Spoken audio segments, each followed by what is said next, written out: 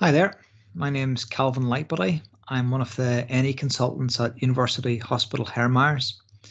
This presentation is about treatment escalation plans, and it's primarily about some of the communication skills that might be helpful with regard to making a treatment escalation plan. The actual mechanics of filling out a TEP form are not included in this talk, so we're primarily focusing on some of the skills that might be useful, some of the things that might be useful to bear in mind when having a conversation with the patient with regard to making a treatment escalation plan. So I'm just going to share some slides for this talk. So treatment escalation plans, or TEPs as they're also known, have been around in NHS Lanarkshire for about 5 years. They've come into a particular focus in the last couple of years since we've had the current coronavirus pandemic. So this is just about focusing, as I say, on some of the skills and some of the hints and tips that I've found useful with regard to making a treatment escalation plan. So how long does it take to make a treatment escalation plan? Seconds, minutes, or maybe a lot longer? Well, let's think about a couple of ways to approach it. Here we have a army combat medic in a battle zone. Now, in a battlefield like this, the combat medic might have just a few seconds to rapidly triage and assess a casualty. He might have multiple casualties to assess in a very short space of time, and they might need to make that decision very rapidly. Now, I've heard that we are in a war zone in terms of a battle against the coronavirus, but I don't think really we're in a battlefield in a hospital situation. We don't need to make a decision about escalation in a matter of seconds. Similarly, though, I don't think we're in this situation where we need consensus of a wide range of people and we need to discuss all the finer points of a case before coming to a decision. For me, I think we need three things. We need good communication, we need common sense, and we need compassion for our patient.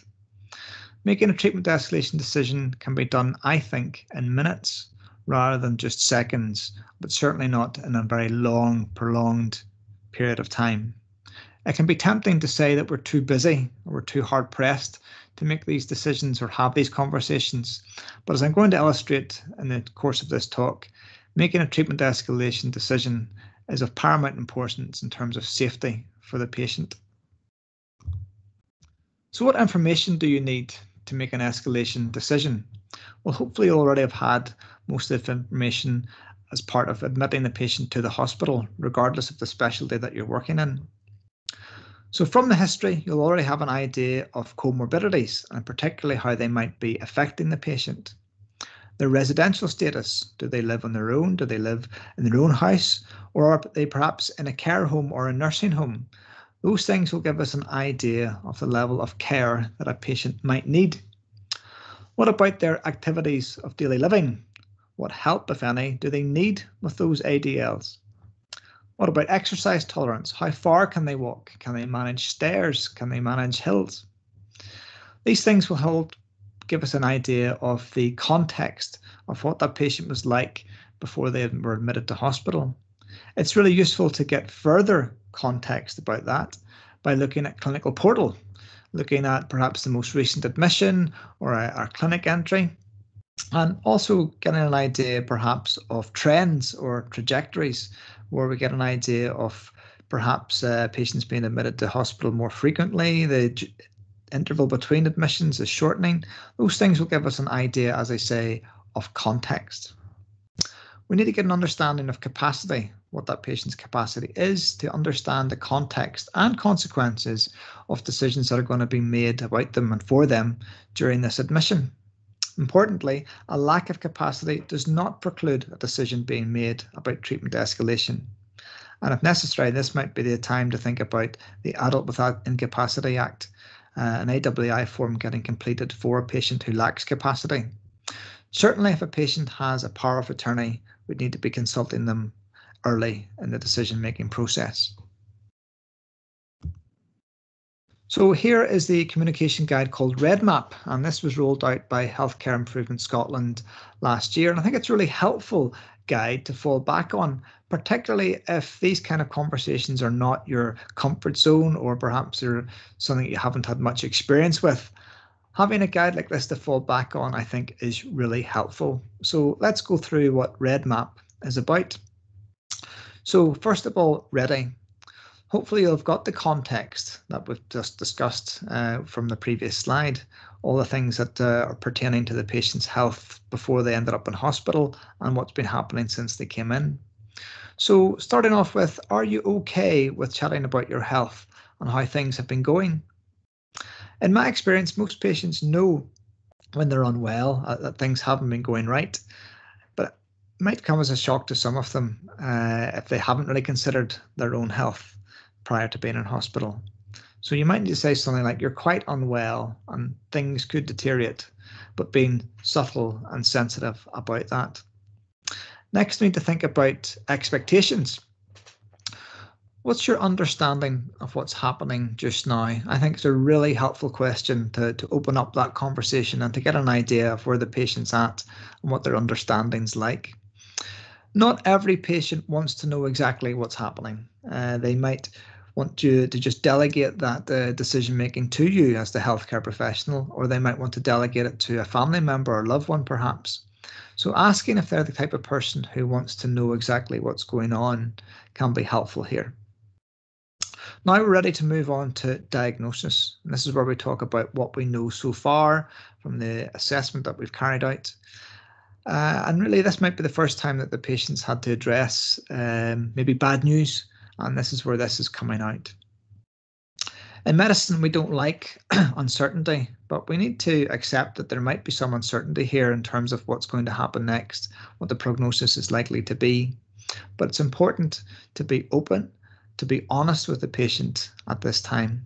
What questions do you have for me? So making sure that this is a two-way conversation and we're not just hitting the patient like a mallet with all this information and not having any questions come back to us.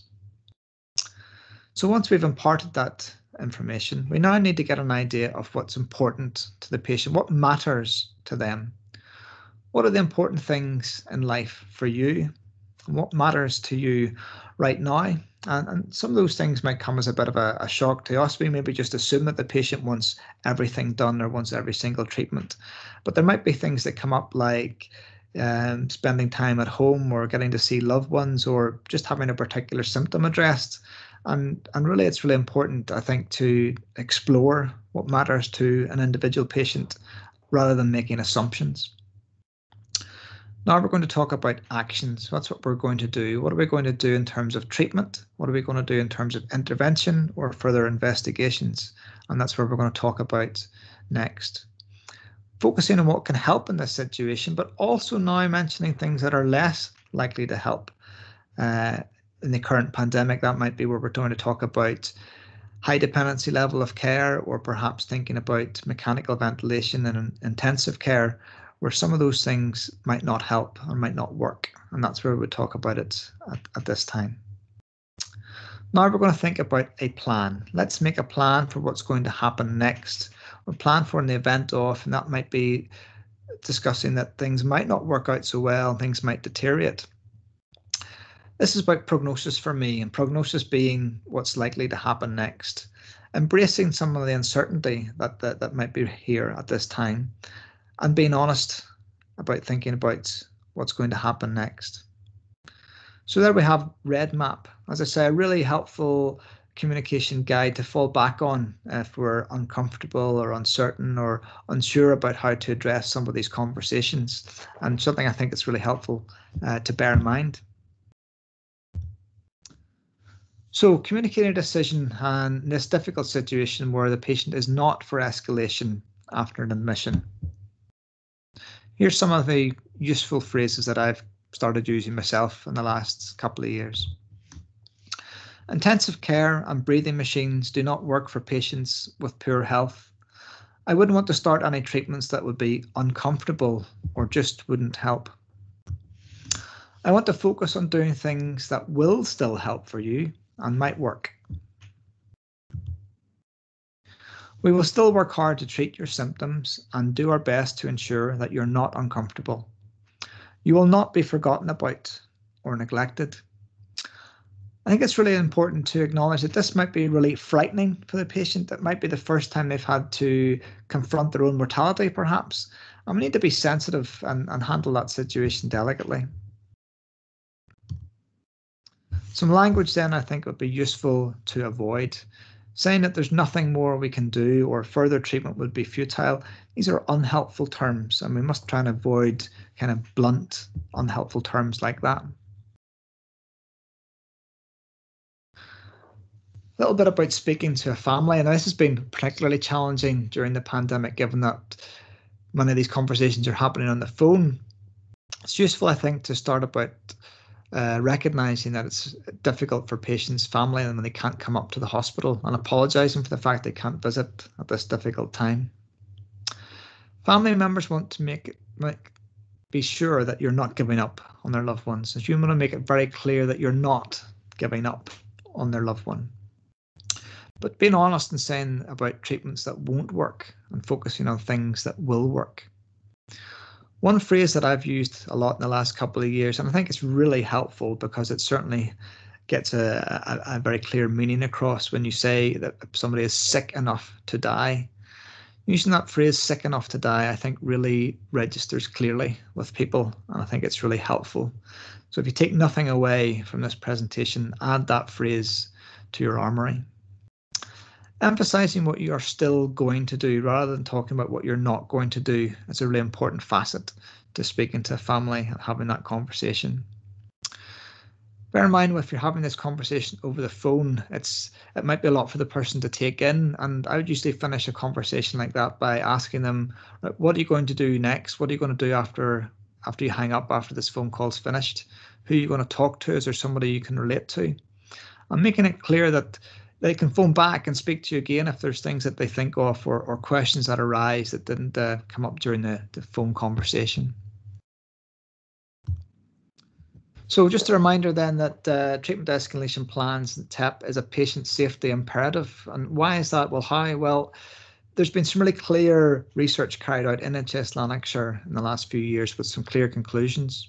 So patients without a TEP are 3 times more likely to be subjected to harmful interventions towards the end of life. So making sure that they have a plan in place is a really clear patient safety move. Patients with a TEP are significantly more likely to have their palliative care needs met. If we're focused just on a curative intent on the next treatment and the next investigation, we can miss out the opportunity to provide good palliative care. So recognizing that a patient doesn't just need to have physical needs, that they have psychological, social, maybe spiritual needs as well. And having a plan makes it more likely that we'll recognize and address those needs. A consistent use of TEPs helps ensure that we direct our resources most appropriately. There is not a limitless number of high dependency and intensive care beds, and we have a duty to ensure that we direct those resources most appropriately.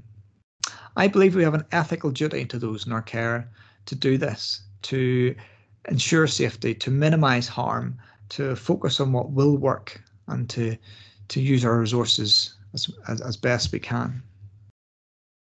So I'm going to just finish with a quote from Rob George, a palliative care consultant from St Christopher's Hospice. He said, "Wasting a dying person's remaining time is wrong." That's something I wholeheartedly agree with, and I hope you do too.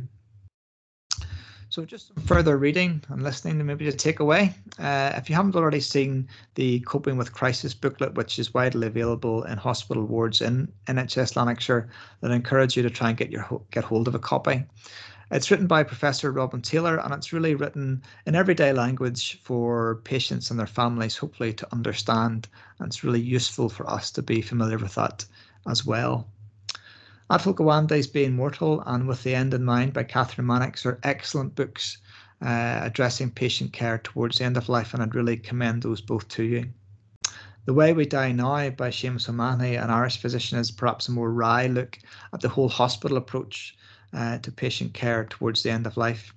And then my own podcast series, Talking Mortality, is a series of episodes looking at all aspects really of end-of-life care, treatments, conversations with palliative care, with care of the elderly, looking at frailty and so forth. So again, a useful resource perhaps to listen to. So that's the end of the talk. Appreciate you taking time to listen to this. I'd really be keen to hear any feedback on this talk. If there's any questions that are arising from this, or if there's anything further that you think would be useful to cover, I'd be really keen to hear from you. So please don't hesitate to get in touch with me at Hermars or on global email or on Twitter or wherever. I'd be keen to hear from you. Anyway, that's it. All the best for now, and take care.